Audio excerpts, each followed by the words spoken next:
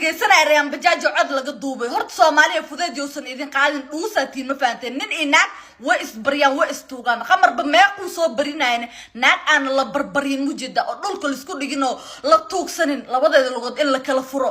ilmo maana laga dhalin lamana guursadeen ma fahanteen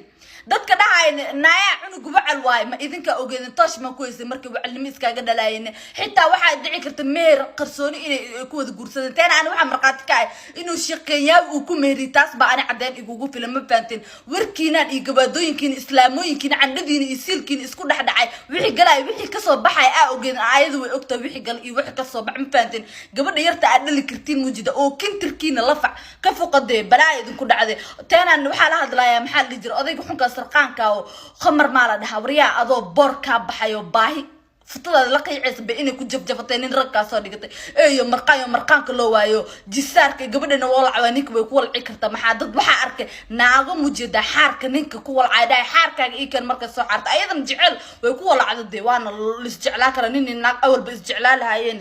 wariyaadana ka dhacay ma nasiyeed umada faraaka qaada